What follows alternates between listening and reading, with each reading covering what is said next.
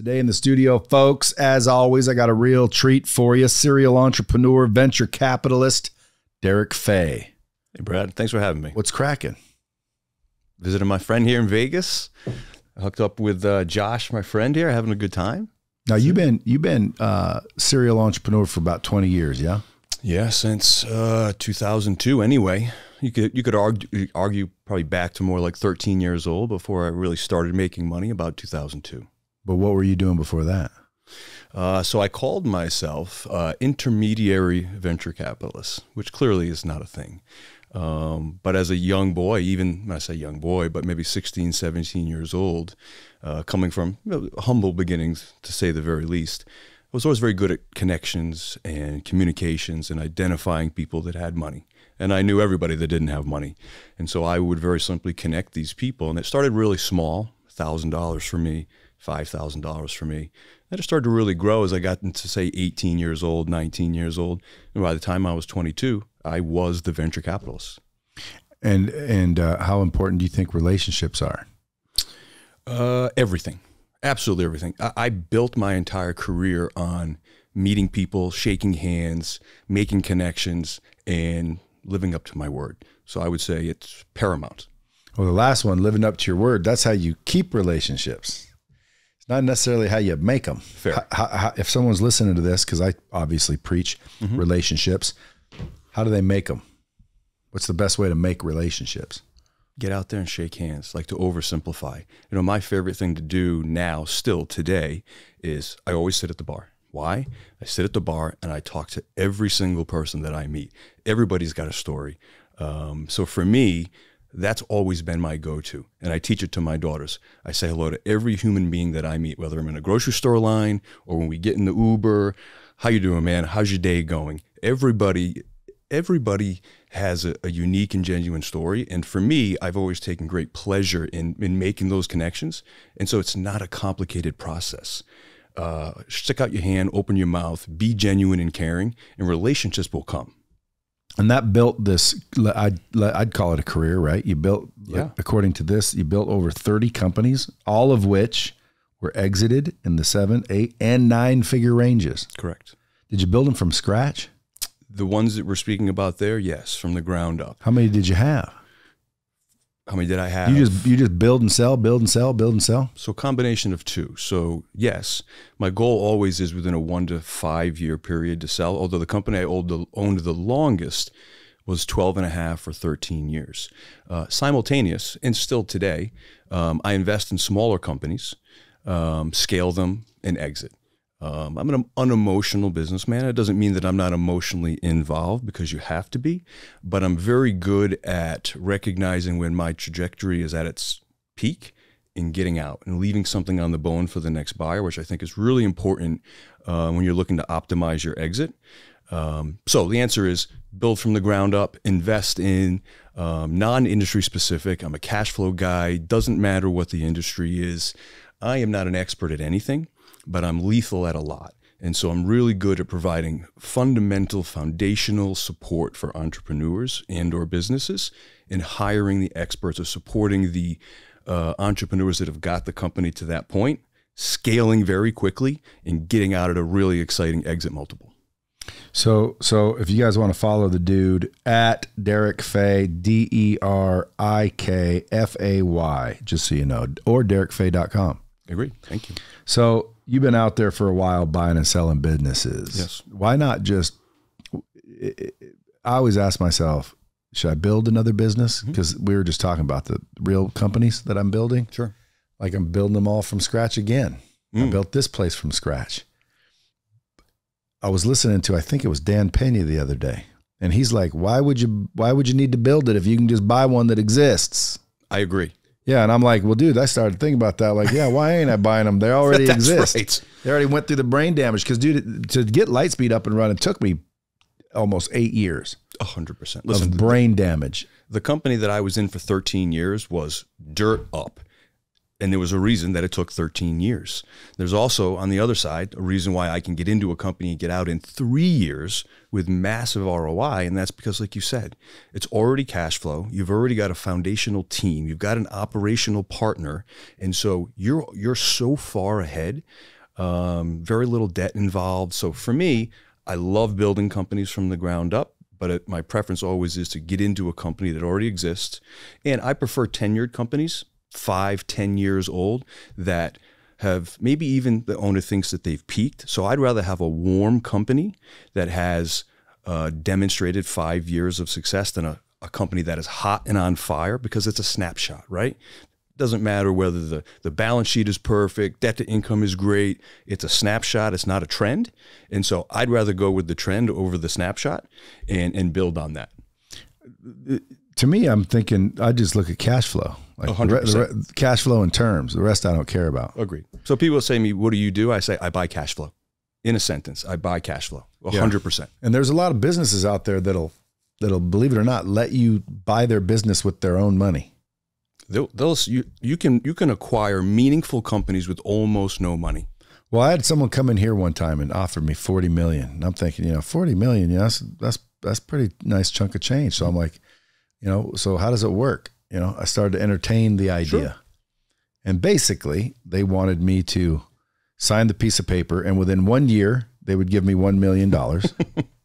And then within 3 years, they will give me an additional 5 in stock and this, that. And I'm like, no, dude. That's a mess. Like where's the money? Like the upfront money to make a deal. That's right. They said, well, there wouldn't be any upfront money. And I'm like, dude, are you kidding me? We just jacked around so you could basically tell me to give you my company and then let you give me $1 million out of the money it's going to make you? 100%. Why wouldn't I just keep it and take the $1 million and still have the company? You'd be surprised how many people accept that offer. Dude, that's what I'm hearing. That's what this Dan Pena teaches, is how to go buy companies with pretty much just terms. And I'm like, dude, listen, if there's any businesses out there, you're tired of operating your business, you want to exit, call your boy Bradley. I am buying companies. Now, I want to vet them. I might even bring you in on some. You want some? I'm in on everyone. Okay, folks, listen, if you guys want to exit your company, we'll come in there, especially with terms. Terms all day. I like it. I'm thinking, damn, I'll buy houses that way too. We'll give you $100 million as long as the company earns $200 million over the next 5 years. Yeah, and I've seen people with houses with equity in their houses, basically just hand their house away because they didn't want to lose it to a bankruptcy. And I'm like, there's equity in the house. Why wouldn't they just go get that equity? And that's what they're saying. I don't know. I'm like, dude, like there's opportunity everywhere. No one's looking. It's crazy. So Hurricane Ian just occurred in Southwest Florida where I live. And there are big waterfront properties. I mean, $4 to $9 million worth of value that were completely wiped out. Now, these are affluent, seemingly intelligent individuals. They are giving away the land and assigning the insurance claim for pennies on the dollar. Why? I don't have the answer. I'm asking. The human condition is ridiculous. When things are emotional or when they hear big numbers, people act so irresponsible. And that's why I say to anyone that's selling their company, it doesn't have to be me, but your average broker does not know how to facilitate a sale because it's such an emotional process for most people. And someone that knows what they're doing, will take advantage of that process. What are the things I'm supposed to be looking at if I want to exit a company? Your number one thing for me is EBITDA, right? So a lot of brokers will come in and they will leave certain add backs, meaning things you can add back to your EBITDA. EBITDA, you know what it is, but EBITDA meaning the actual money that you earning before interest, tax, depreciation, and amortization. So you can drive that number up by taking costs or profits, and pushing it down into your EBITDA and driving that number up. And sometimes it's as much as 30, 35%. Now, how do you do that? It's very simple. So for example, let's say you're taking a salary of $150,000. So that's a cost. That drives your EBITDA down. That goes back into your bottom line. It drives that profit back up. So just on 150. That's an add back. That's an add back. Yeah. Right. So even at 150 grand, depending on your exit, that's 7X to 10X, depending on your company. That's a lot of money left on the table. And so a lot of these brokers aren't doing it. And there's no rationale other than they're not educated. Yeah. So let's say this company here is doing 5 million EBITDA and we're taking 2 million during the year. You're telling me that people will not add that back to make it a 7 million because my salary won't be necessary. My Ferrari won't be necessary. This building wouldn't be necessary. That's right. Because again, I don't need all this to run this company. Of course you don't. Sometimes I try to like educate people. Like if I shut down, I make more money. People are like, what do you mean? Because we license our software. The system's not going anywhere. It's already built. That's right. Right. I do keep it advanced and developed, but I wouldn't get rid of any of those people. So when I say shut down, I mean no sales, no production, no studios. No, I'd get rid of probably 600,000, 700,000, 800,000 a month in bills. 100%. And all that revenue would still come. That's right. So if you said, because all that's to grow. That's right. So if you said, I want to sell, I'd say, we're going to wait 1 year. You're going to drop all of the expenses that you can drop. We're going to stabilize that new profitability, and then you sell. Now, you can add it back. Over a period of a couple of years, you mean? No. Stabilization, max 12 months. Max 12 months. So if I cut the bullshit for a year, then let that happen for another year? So no, 1 year. So simultaneously, you're cutting your expenses over a 365-day period. Those revenues are still coming in. So your EBITDA just organically is going to go up, whatever that is, 20%, let's say.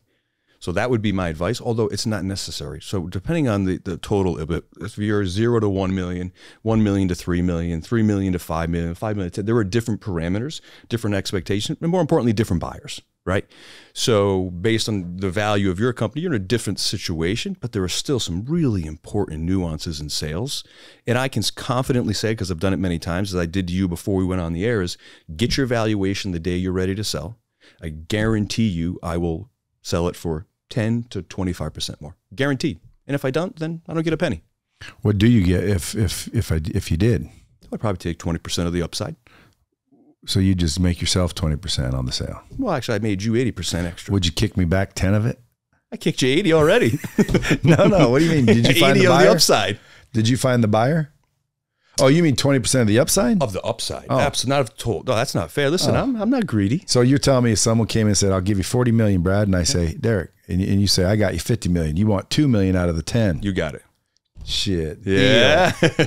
Deal. How do you, why do you think you'll get that? It's just from all the deals you've put together? You listen, I can sit here and talk about all of the magic and the financials and all, but the truth of the matter is there is a technique, there is a presentation, there is a sizzle, and there are specific buyers, and you have to know how to approach certain buyers. Look, at $40 million, there is a certain pool of buyers. And just because someone can afford to buy your company doesn't mean they're the right buyer, right? And so, yes, experience in selling, knowing who to go to. And honestly, if you were really serious about selling, we would immediately start teasing the process, meaning you and I would say, here's 5 buyers that we really think we want to target. We would start sending financials. And the offers would come and we'd say, we're not really interested. We just want to let you know that at some point we are going to be on the market. And then you just stop. And you would be amazed at the strength in doing that. Because hey, look, these PE firms, these private equity firms, they have to spend money. They have to. They're irresponsible. They spend too much as a rule. And if you know how, you can take advantage of it. And I say this because every company I sold for more than it was worth. Well, 100%. 100%. Well, that'd be my goal. As it should be. Be more than it's worth. Why? Because I built it for the last 22 years, dude. I want paid. Damn right. And not only that, I truly believe, I don't think I could sell it for more than it's worth. I think it'd be impossible. No, I think I could, though. I don't think so. Well, because it's worth in the billions and you're not getting me billions. Fair enough. They'll look at the books and they'll be like, why would we pay that much? And I'd be like, well, because if you knew what if you guys could run this thing correctly, it'd be making billions. Like I'm succeeding in spite of myself. Fair. I haven't even marketed. People come in, what's your marketing? Like, we don't really do any marketing. Never have. All word of mouth type shit. But you're the marketing, aren't you? Well, I mean, that causes some phones to ring. For sure. Me, the brand, Brad Lee. Right. But, dude, this is 22 years ago. It was door knocking, fair. Dragging a dead horse. And, it was hard to get it cranking because I was ahead of our time. But now, dude, I'm telling you, if somebody came in here and operated this and put in a real marketing team, it would be huge. Like Kajabi, who's supposedly our competitor, which they're not, but they just got evaluated at $2.2 billion. Wow. They raised $550 million. See, someone over there knows what the fuck they're doing. Private company? Over here, I'm like sitting here fucking wondering, you know, someone asked me one time, hey, how come you didn't ever raise any money? I was like, no one ever offered any. I didn't even know how to go get any. Well, we can have that conversation too. Yeah. Well, it's remarkably easy. What would I do with it? I got enough money. I can hire anybody I need to hire. Sure. The only way I would borrow money is if we were going to scale like beyond what I can do. That's right. For a purpose. Yep. But then I'd borrow. And we got stellar credit. That's another thing, man. I borrow everything. You know, we pay bills within like 5 seconds of them showing up. Mm-hmm. Who does that shit? I keep telling my accountant, you're supposed to drag that out until they almost get pissed. I don't disagree. Hold your cash. If you, dude, if you work for you. I don't know if you know a guy by the name of Keith Cunningham. I don't. Sounds familiar. Yeah, we just did a virtual training system with him. Oh, Keith Cunningham. It's called Keys to the Vault. Mm-hmm. It's a 4-day MBA. Any entrepreneur on planet Earth should go through this course. But he basically, you know, showed us that our cash flow went way up just because he said, in reality, he's got a software that showed it. We pay our bills, our owed bills within 7 days, and we take an average of 39 days to collect our money. He said you want to reverse those. Yep. And so we started working on reversing them, you know, which basically means, you know, you push the payment due until you wait till it's due. Absolutely. And then some. Mm-hmm. We get the invoice because I always thought, you know, I want good credit. Pay those some bitches. But I was wrong. Anyway, long story short, we reversed them and our cash flow absolutely almost doubled. But isn't it miraculous how little tweaks in business can make such a massive difference? Yeah, but what's crazy is most people don't know that. So there's a lot of entrepreneurs out there that are building that have no clue of these things. Well, listen, the whole educational system is broken. There's no financial education, and what is taught is 100% incorrect, wrong, false, and honestly sets you up to lose. Now, your social media, you're posting content all day, giving tips and tricks. What is it? Entrepreneurial? Yeah, it's entrepreneurial. Listen, for me, I've had, like I said, I've had a good run. And recently I've had a lot of really young, exciting entrepreneurs that I've been investing in, and I'm seeing the problems that you're talking about, right? They're pouring themselves into misinformation. And so I wanted to take the opportunity to use platforms like this. I have nothing to sell, to just give real meaningful information that can be taken, implemented, and make a difference, right? Actually bridge that success gap that we were talking about. I've got a DM after DM that basically wants me to mentor young entrepreneurs, and I don't really do that. Mm-hmm. Do you do that? I do, actually. Yeah, I've been doing it. Honestly, I've been doing it for the past 10 or 15 years, just now more publicly. There's nothing that gives me a greater joy, and I think it's because coming up, I didn't have a mentor. I really didn't have any support. I mean, I come from a place where there's very little cheerleading, very little support, and so now that I'm in a position where I can help, it's very meaningful to me, and it's actually look. I'm busy. I'm running a lot of different companies, but in any given day, it is what gives me the most joy out of my day.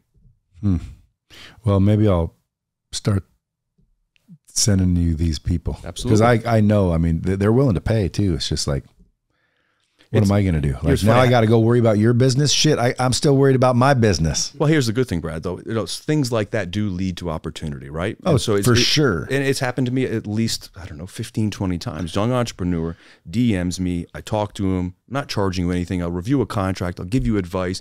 Don't do that. That person's trying to hurt you. And all of a sudden, oh, by the way, what do you do? And it's an amazing concept. And I say, you know what? I'm in. I want to invest. Yeah, well, I guarantee you there's deal flow everywhere through 100%. That medium. Yeah. It's just when people ask me, do you coach, do you mentor? I always just immediately go, no, not really. Yeah. But I fling them to people that I know do. So sure. if you're one of them, I'm definitely open to it. I'll start forwarding you those. Yeah. Now, how do you know Mr. Denny? We met just by happenstance, right? I mean, I think we met on social media. We met through a mutual friend. Was it Notini or Perez? Maybe Tony. Tony through Ben Notini. That's right, Ben. Okay. So through a friend of a friend of a friend, right? How it often happens. So I was involved, company asked me to be their CEO, which I do from time to time on short periods of time. We'll call it a shadow CEO or face of a company, just to kind of get through a turbulent time. And so I met a young entrepreneur who I immediately connected with, bright, hungry, good person, good vibes. And he connected me with Josh, by the way, one of the greatest human beings and genuine people I've ever met in my life. And we've become fast friends. Everybody I know that knows him seems to say the same thing. Listen, if you tell me you don't like Josh Denny, there's something wrong with you. Eh? That's it. I know that to be a fact.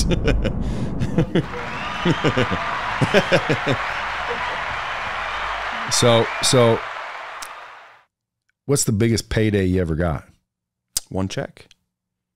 52.2. Nice. Yeah. What'd you do with that? I spent some. Did you go live it up a little? I got to be honest with you, I didn't. And so it was it was only about 2 years ago. And you would think that a payday like that would make this massive difference. But for me, I was excited about it. It was a great transaction for me. But the next day I was back to work. It didn't change my life in any... Gave you more horsepower, didn't it? It did, for sure. And I'm not going to say there wasn't a confidence boost, right? This was a company that I'd built over a decade. So it was meaningful from that standpoint that I took something from dirt and turned it into meaningful money. But it didn't change the work ethic. It didn't change what I wanted. It didn't give me any more financial security, which I was really surprised about. Because going into it, like, an offer's great, LOI, quality of earnings, all the stuff leading up to a sale is fine. But I've been through that process the day up to the sale, and the money doesn't come. So leaning into it, I was apprehensive, and then it came. And I don't want to, not say that 52 million was an exciting process in my life, but it didn't fundamentally change anything for me. Did you already have millions in the bank? Well, that's a part of it as well. Yeah, I was going to say, it's not as fun when you already got tons of money. Well, listen, then let's go back to my first big payday. So that's more meaningful. Yeah, what was your first big payday? Listen, this is a deal that I talk about all the time, and people seem to love it. And it was $5 million, and it took me about $70 to create it, and I did it in about 20 days. Damn, what kind of business was that? It wasn't a business. You want me to tell you the story? Yeah. So I'm 21 years old, just moved to Florida. And like I told you, I'm out shaking hands. In fact, I think I bought like a $3,000 plate dinner to see George Bush at the WCI house. I didn't know anybody, and I bought the most expensive suit I could buy. And I'm just meeting people. So I meet these two top realtors at WCI, the largest real estate company in the country at the time, now defunct. And I invite them out to lunch. So they pick me up. We're on our way to Naples, Florida to have lunch. They get a phone call. Hey, guys, I can't hear the call. So they get off the phone and say, hey, do you mind if we make a quick stop? Of course. We pull into this apartment complex. They ask me to come in. So I go in. And what they're doing is the owner of the property has about 305 units, and they're converting them from apartments to condominiums. And they're asking these top realtors, not just in the background, asking these top realtors, how many do you want for your buyer? What do you want? We'll make about $150,000 per unit. Boom, boom, boom. So I'm sitting there, just taking it in, go to dinner, come back to the house, do a little research, find out that in Florida, you have first right of refusal if you have a current lease. So what do? I draft letters that says, great news, your apartment is going to be converted to a condo. It's going to be an amazing opportunity. Highly suggest you do it. If you do not, I will give you $1,000 in relocation if you assign me your rights. A couple of days go by. I get hundreds of people assigning me their rights. The owner of the property goes crazy. We're going to sue you. I said, you can't sue me for anything. I haven't done anything. And long story short, they call me up. What do you want? And I said, I'll take $20,000 a unit and I'll give them back to you. $5 million. And I didn't have to give the tenants $1,000 because I assigned it back to the landlord, so he had to give it to him. So what was the $70 for? $70 was the cost to courier the letters to each of the people's apartments. Huh. That's it. And can you do that again ever? Or is that just once in a... I hope so. I mean, listen, that's one of those things where How'd you know? How did you know? You just did a little research? Just did a little research. It literally took me 25 minutes. I knew that I had heard something that was important. I knew there had to be a way to monetize it because no one else knew about it. And there was $150,000 per unit profit. So I pursue everything. I take every meeting, I take every call, I say yes to opportunity because even if I know the deal's no good, I do know that it could lead somewhere, a contact, an opportunity, education. But somewhere you're going to have to run into FOMO. Maybe. Well, you have to, because I'm the same way as you. Yeah. And like lately I'm like, dude, I got to start saying no. Like, no it's a challenging thing to do when the quality of deals that we see come to us. But I agree. Well, I mean, I'm not into those quality of deals. I get some deals, but most of them are just jicky jack some bitches. listen, the ratio for me is probably similar to you. But listen, I enjoy the process, right? Yeah, some of them just want to show up because, I've been following you for 2 years. I think you're so funny. I just want to see if you were like you are in real life. Like goodbye. Yeah. All right, dude. Thanks, dude. See ya. Like, fuck, dude, I got to start saying no. I had to be here. My schedules are jam packed because I got to fit everything in. And I'm like getting tired of it. Sure. And so when you were saying that, what you were saying, that's what I used to think. No doubt. I still do think it because when I say no, it bugs me because it's like, what if that's the one?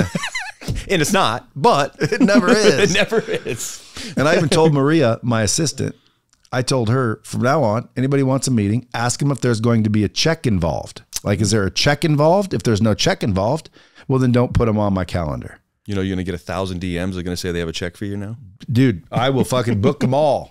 I'll book all those. Dude, listen to this. The other day I was on a podcast, some dude named Ryan Pineda. Yeah. Yeah. So I was on his podcast and I said, listen, I should do a shadow day where I'll, charge 25,000. You can come hang out in my office. You can sit right in my office and listen to what I'm saying and, ask questions and hang out. We'll go have dinner and call it a night. Yeah. 2 people have DM'd and wired me money. Wow. I told Maria, book it. She's like, what is it? I'm like, it's called a shadow day. She goes, what's that? I said, they just get to sit here and listen. Shadow. She goes, well, you're busy on this. I said, it's a shadow day. You don't have to clear it. I'm just going to do what I do. I'm going to do what I do. Like, I'm going to start doing that folks, anybody wants a shadow day with the old B-Meister, 25 dimes, let's go. Let's go. You can sit there and listen. I'll introduce you. And you by can the offer way, the same thing for me if you'd like. Hey, and let me tell you something, dude. Smart people will pay that 25 dimes. You're absolutely right. If they know what they have is good. Because again, that's right. People ask me all the time, how do you get in the rooms with all these, influential people? I say there's 2 ways. Number 1, you become one. You become influential, then you can get in those rooms. That's right. Or number 2, you buy your way into those rooms. That's right. I know people that have paid, VIP tickets just so they can be in the VIP parties. Next thing you know, boom, they're making deals with the big 100%. Wigs. That's and they make way more money back. And other people are like, you're stupid. You paid 10 grand. You're only 2 rows in front of me. And they don't think, dude, it's not that. You're buying access. That's right. And maybe that person's going back to the VIP or whatever that is. But you're 100% right. Yeah. And on the same token, you could show up for a shadow day with me, hear me bust a couple jokes all day and not have anyone come in here because it was just a freaking regular old day. Then you leave and you're like, what the fuck? Well, you better come prepared with some questions at least. There it is. Come with some questions because I could answer some questions. I bet you could too. See, that's such a great point. I've had so many people sit in front of me and say, what should I do? Well, I mean, if you don't know, who should I ask? So your point, like you ask some questions, have some substance. Like you and I have information. Josh has information, but we can't just spill it out at you. Some of it isn't going to be meaningful to you. You got to show up prepared. That's right. Too. Yeah, what do you want to pull out of this? Well, I give people a lot of opportunities and they'll show up and they don't even know what the fuck they want. Correct. And I'm like, well, let me know when you do. But isn't it crazy? Thanks for coming in. Remember that time we were at that it was like a speakeasy. Yeah. And I said, I'm going to come out with my breast spray and 2 people bought in right on the spot. Yep. You were going to, but it was like a good idea. So these 2 people bought in. Yeah. I gave one their money back. Money right then. Huh? Yeah, right on the spot. Right on the spot. And one I gave his money back because I never really did it, and the other one disappeared. Yep. That Chinese guy. Right. I don't know. How much did he give you? Just 10 grand. But he disappeared. Well, no return policy. What happened to him? Oh, well, he's gone. Well, it's a good reason. Hey, but listen, when I come out with my breast spray, and I will, I'll give him his piece.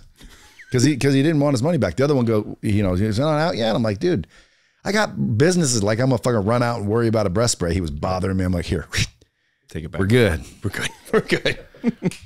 And then I don't know. I'll ask you about this other guy when we finish this. But there's another guy that I know that I've heard some shit about. Like, you won't believe what I heard. Man.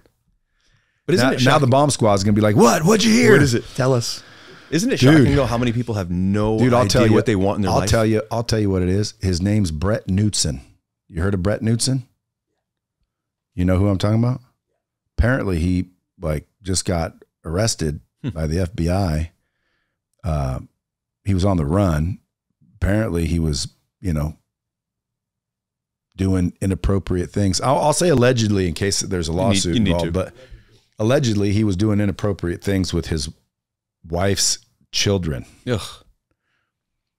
And I'm like, dude, there ain't no coming back from that. No. And that's like, dude, I don't play that game at all. No. Like, come on, man. That's worse. That's worse. That's the worst. Yeah. Like Balenciaga. Right. Like, everybody's freaking out about Balenciaga. Rightly so. Like, dude, those ads, they were not an accident. Those were intentional. Those were extremely intentional. Now, Balenciaga's trying to act like it was an ad agency. Dude, Balenciaga could sue them for $1 zillion. It's not even, no, dude, they know. The two-print process has got so many layers of approval that it wasn't missed. It couldn't have been missed. Once, maybe. But like you said, Balenciaga, why are they not suing destroying that marketing company? They were, I did a little research on that one. Dude, they had, it was obvious. They were trying to do that shit. It's crazy. But 800,000 kids go missing every year, and nobody says anything. It makes zero sense to me. Never hear about it. Like, even the milk cartons are gone. Remember them? Mm-hmm. Like, the fucking milk cartons are missing. Like, it showed the missing kids. The milk cartons are missing now. They're gone. Like, what the fuck? But we shouldn't be messing around with that. Agreed. Have you turned into any kind of philanthropist? I have, yeah. Because I figure once I cash out big, I'm gonna go out and be a philanthropist. And for some of you dipshits that don't know what the word philanthropist means, it basically means that you're giving.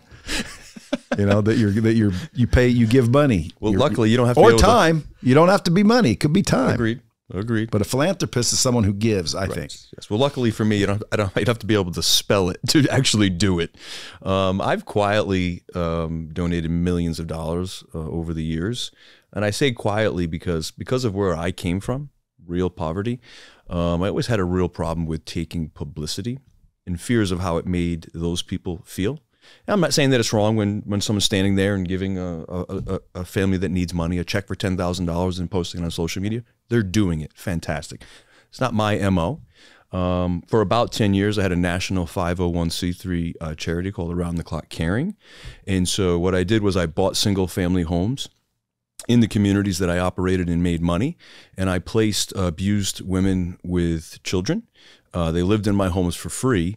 And I gave them the life skills they needed to get out of their situation. So job training, mentorship with me, classes, drug abuse, whatever it was, because money is never money doesn't solve the problem, right? There's so many underlying things. People think money makes things better. I've learned the hard way with my family that the more you give, the lower they go. And then when you stop, you're the asshole.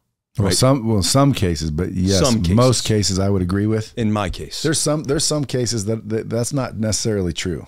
Fair. Like in my case, like if some motherfucker would have just gave me some money, I'd have put it to good use. Well, nobody ever gave me anything. No, I'm in the same boat, believe it or not. So when you said you came from a poor background, mm-hmm. How poor? Well, so I was born to a single mom.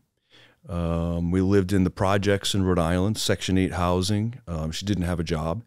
Food stamps? food stamps. My biggest concern in life was whether or not I was going to eat. And we had a conversation last night. There were some olives, and I will never eat olive again in my life. And the reason is 3 or 4 nights a week, food was so scarce that dinner was an olive on each one of your 5 fingers, and that's what you had for the day to eat.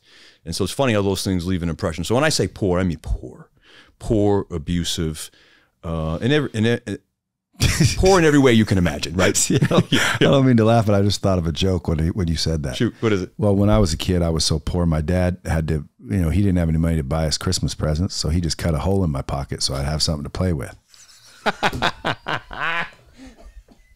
He was creative, at least. No, but we weren't. I'm gonna retell that, by the way. Yeah, but we weren't that poor. You know, we were blue collar, yep, low income. Sure. You know, but there was always food. We always had food. I'd get home and there'd be shit in the fridge to eat. Matter of fact, I used to be a very, very short kid. All the way up till about 9th grade, I was short.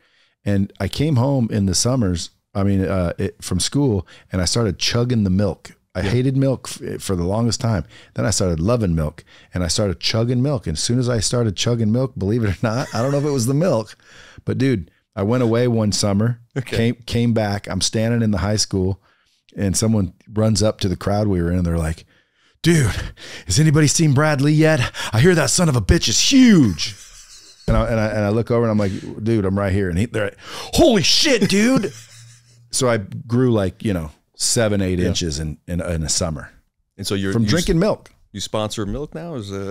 No, but that's the paid ad. That's the only thing I started doing was drinking milk right out of the carton. But that goes to show that like we had food. Yeah. You know, we weren't rich. We didn't go on vacations. Nobody bought me cars. Right. You know, we had Christmas gifts. What do you call that? Low income.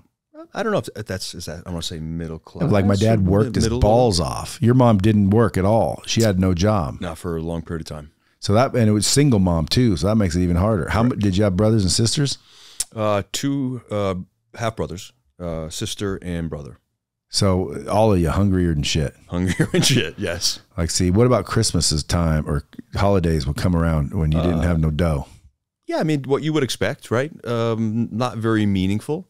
Christmas, the pitch was that it's about family, right? When you're that level of poverty, honestly, not getting a gift is not really your biggest concern. A, you never really got one anyway. And B, again, you're hungry, you're worried. As a child, I was worrying about how do I make money to help this situation? Yeah. Like as young as I can remember. You know that a lot of people would consider that lucky. I do in some ways as well. Yeah. Well, again, you talk to some people, they're talking about that is lucky. Like, in other words, you were fortunate to grow up that way. It changed my life. You were fortunate to have that hardship. Yep. I agree.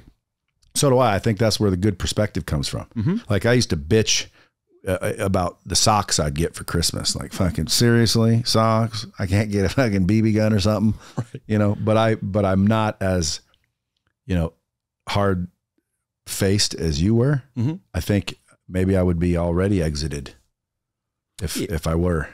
I don't know, but I do agree that it definitely, not just for me, anybody in a similar situation, it changes the way you think, it changes your priority, it creates a hunger in you that never goes away. And this is true, I will never not be that poor kid from Rhode Island. I still wake up most mornings and the first thing I do is look at my bank account, which is ridiculous, but it's one of those things. Why? It's an asset and a liability. But what do you think could have happened overnight? As I said, there's no rational thought to it. It's just a process that I did growing up every day. I wanted to focus on wealth. My only goal in life was to be wealthy enough to not have to worry ever again. And not just for me, by the way, for everyone around me, right? And I'll learn some hard lessons coming up with that thought process. But that it never goes away. It's an asset and a liability. It's an asset because even still today, I'm as hungry as I was when I had nothing. It's a liability because even still today, I'm as hungry as I was when I had nothing. Where do you live? Naples, Florida. Naples, Florida. Yeah. A big fancy house or no? Yes. Are you frivolous? I'm not. No, I'm not cheap. I like to enjoy life. I like to spend my hard-earned money on my family and my friends, on experiences. I'm a car guy, but outside of my home, which is certainly not frugal, and my vehicles, which are certainly not. I don't spend a ton of money on myself, but I love to go out and share my wealth with my friends and family. One of my favorite things that I do is, well, once a year, every 2 years, I get my buddies together that couldn't otherwise experience the nonsense that I experience on a regular basis. We go out either to Vegas or we go to the Hard Rock, and I pay for everything. I bring them in, and I've got one rule. You each get $10,000. Gamble your balls off. One rule: if you leave the casino with money, it comes back in my pocket. If you waste it all, great goddamn night. And it's because a lot of people, not a lot, these guys specifically, live their life worrying about money every second of every day. I want them to know what it feels like to just be free, in hopes that that changes their mindset. But also, I don't want cash to ever be a barrier between me and a friend. Well, you just said they have to give it to you. So first of all, all you did is put all your friends to work. Only if the money leaves, and believe me, the money never leaves. The money never leaves. Now, the dealers hate us. See, now it'd be better. Shoot. May I suggest your next venture? Yes. You tell them, here's $10,000, and you get to keep whatever you want. Mm-hmm. So there you go. Now let's have some fun, and then see how many of them are smart enough not to fucking gamble the 10 G's, because that's the only way to win gambling. Fair. Is to not gamble. Then they won't have any fun the whole night. They'll just put it in their pocket and the night will be over. Sadly. Well, do you like to gamble? I take it. I really don't. Because I mean, if I were your friend and you gave me that, and I knew I had to give you the money anyway, mm-hmm. well, then I'd just fucking bet it one 10 grand on red. Now, if I won, I'd be like, fucking let it roll, let it ride. And honestly, that's the whole point of it. Have you ever got a bunch of money back? Never. I have one person that at the end of the night, one of my longest friends until recently, came to me and was like, hey, I still have $7,000 left.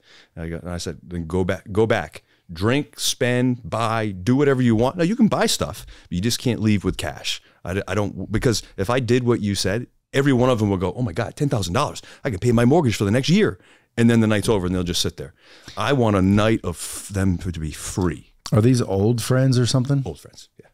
Yeah, because I'll tell you, Rhett, my old friends, I moved away from my town. So when someone says my old friend, I don't have any old friends anymore.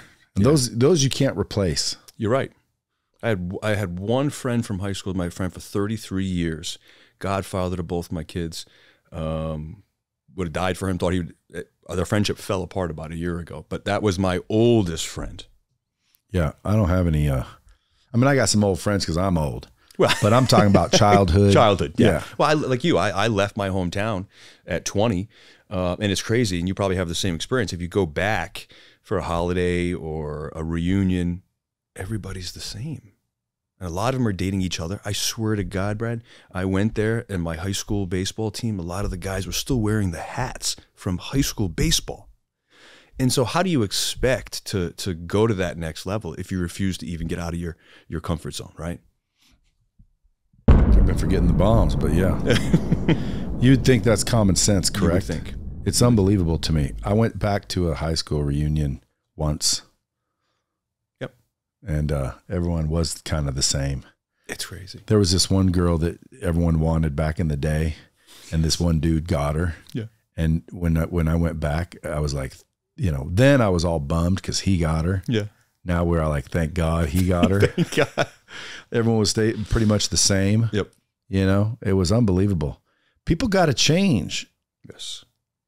And people are almost opposed to change. Why is that? They're afraid of change. Why do you think so? It's unknown. It's uncomfortable. It's scary. What if? I hate that. What if? Well, what if it's great? Not what if it's bad? I've always had that mindset. I would on my deathbed, I will never ever say, "Man, I wish I had done that." My mantra is, "I'll do or try anything twice," because maybe the first time I didn't do it right. So I love life. I love risk, and I understand that my risk profile is off the chart compared to most. But when I talk to young entrepreneurs or people in my life, to me, the risk is not going for it. Like people, I don't know if you understand this, but we get one ride. You get one chance at this, and you're sitting at home on a Thursday night or a Friday night watching goddamn Netflix series, and you're getting up at 9 and you hate your job and you hate your wife. Change it. Do something. Do something different. Anything different. It's not difficult to fundamentally change your life. Dude, that's right. You'd think more people would understand how easy that is. Because here's what I always try to tell people. Like, you're in a relationship you don't want. You're in a neighborhood you don't want to be in. You're in a job you don't want to be in. Right. But when I say, why don't you quit that and leave that, right, they're worried that they won't find anything better. And I'm thinking to myself, dude, how are you afraid to let go of what you don't want to try and reach for something you want? Like, you would think that's just basic. You would think. Common sense. That's right. And I'm the same way. Like, I've never thought, what if I don't? I always thought, what if I don't try it? That's right. And quite frankly, I'm an optimist, 100%. I think.